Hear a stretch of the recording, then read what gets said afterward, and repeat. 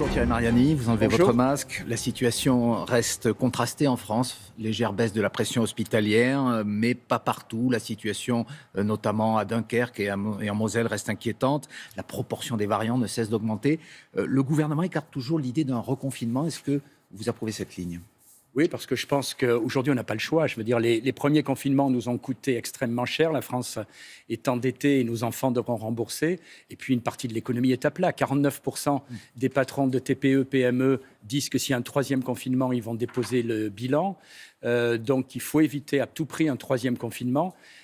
Est-ce qu'il faut aller plus loin ? Est-ce qu'il faut, par exemple, mettre fin au couvre-feu à 18h ? Est-ce qu'il faut, comme vous l'avez préconisé à un moment, réouvrir les cafés, les restaurants, les musées, comme l'a fait votre ami Louis Alliot à Perpignan ? Est-ce qu'il faut en rester là pour l'instant ?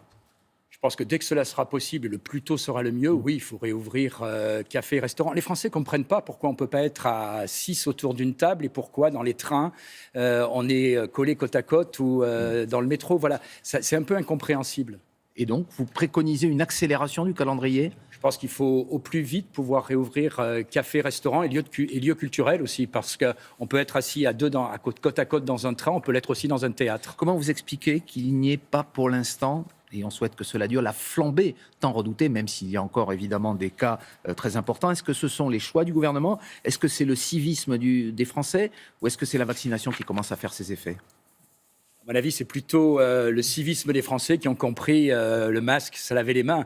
La vaccination, franchement, on est, pardonnez-moi, à la ramasse. Quand on voit comment ça se passe 2 900 000 vaccinations. Oui, mais à peine 4 Français sur 100 vaccinés, alors que dans des pays comme Israël, on est à 72. Et je vous rappelle qu'hier, Boris Johnson a dit qu'il venait de 15 millions de personnes vaccinées. En Grande-Bretagne. Vous ne croyez pas à l'objectif de vacciner l'ensemble de la population, ou en tout cas les personnes qui le souhaiteront avant la fin de l'été, comme l'a dit Emmanuel Macron ? J'espère qu'Emmanuel Macron a raison, mais j'en doute fortement.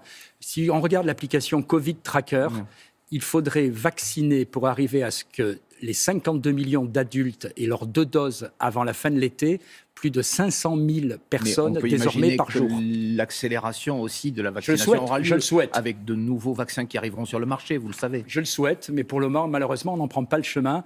On est en retard par rapport à la quasi-totalité des pays d'Europe. Un autre sujet, Thierry Mariani, on l'entendait dans le journal, un G5 Sahel en visioconférence va se tenir à partir d'aujourd'hui. La France va réduire son nombre d'hommes engagés dans l'opération Barkhane. Pourtant, elle reste sur le terrain. Est-ce que c'est ce que vous souhaitez ? Oui, parce qu'il faut rester présent.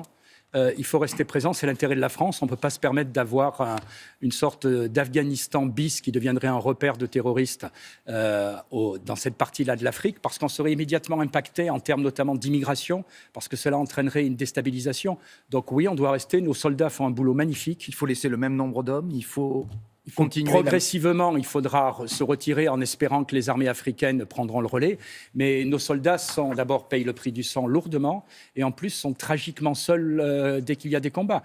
On devrait avoir l'Europe à nos côtés. On a quelques contingents symboliques de soutien logistique. Mais pourquoi la France est seule pour combattre l'islamisme au Sahel ?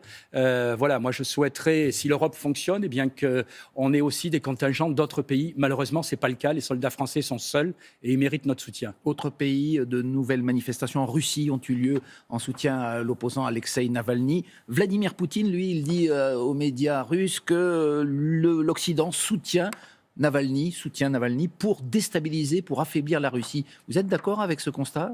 C'est une évidence. Je veux dire, c'est une évidence qu'il y a une action il était politique. Aidé par les Occidentaux, Navalny ? Il est aidé par les Occidentaux. Et franchement, d'avoir eu tous les ambassadeurs d'Europe qui étaient présents à son procès, comment on aurait pris si, par exemple, l'ambassadeur de Russie était présent au procès de M. Mélenchon ? Voilà. Mais il mérite d'être en prison ?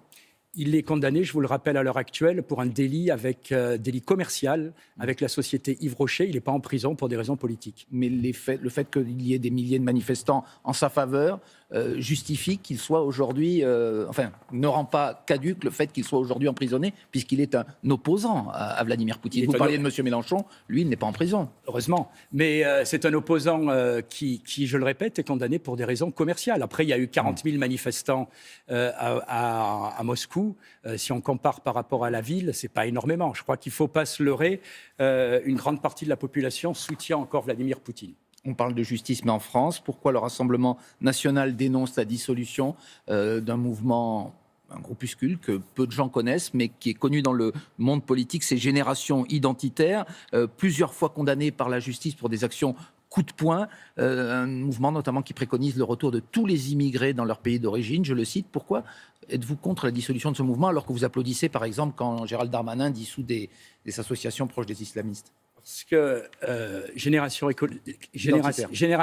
Identitaire n'a absolument jamais été condamnée. Je suis désolé. Je veux dire, quand on regarde aujourd'hui la lettre de 7 pages que M. Darmanin a fait envoyer à Génération Identitaire, qu'est-ce qui est reproché? On voit bien que c'est une décision politique et pas du tout une décision juridique. On reproche à Génération Identitaire, par exemple, d'avoir dit que de dénoncer l'immigration, de regretter, par exemple, pas seulement, vous le savez, que l'insécurité et l'immigration soient liées. Citez-moi une seule condamnation de Génération Identitaire. Il y a eu des militants qui, après des coups d'éclat, notamment à Poitiers, notamment dans d'autres communes... À Poitiers, je suis désolé, à Poitiers, ils ont été innocentés et relaxés il y a peu de temps. En tout cas, il y a eu une action en justice. Oui, mais ils ont été blanchis. Alors, il y a une action qui a donné lieu en tout cas à des protestations. C'est lorsqu'ils ont interpellé des migrants qui venaient d'Espagne à Luchon. Ils prenaient en quelque sorte la fonction d'une milice. Est-ce qu'en France, des militants peuvent interpeller à la place de la police des migrants qui viennent d'un autre pays? Excusez-moi, mais ils n'ont interpellé personne. Ils sont simplement mis sur la frontière des Pyrénées, comme ils l'avaient fait un peu avant à la frontière des Alpes, pour montrer que nos frontières étaient une passoire. Quand M. Cédric Héroux ou quand des associations comme SOS Méditerranée aident des clandestins à rentrer en France, là, M. Darmanin dit rien. Voilà, je veux dire, désormais, c'est vraiment un délit d'opinion pour moi. Mais c'est simplement un délit d'opinion. Est-ce que vous n'êtes pas choqué que des milices privées puissent intervenir à plusieurs? Pour moi, excusez-moi, ce ne sont pas une milice. Une milice, ils sont en uniforme.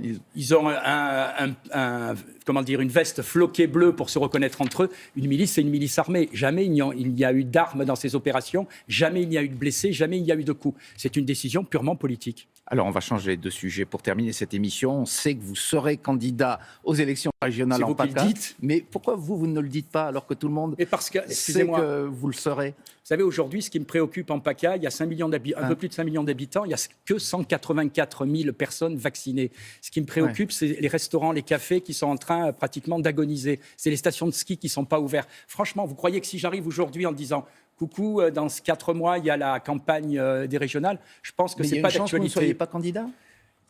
On verra tout ça le moment venu, mais pour le moment, ce n'est pas d'actualité. Donc, on verra le moment venu, mais on a compris que vous le seriez très sûrement. C'est vous qui déduisez ça, pour le moment, ce n'est pas l'actualité. On a compris. Merci beaucoup, Thierry Mariani. Merci. Bonne journée. Et c'est à vous, Damien.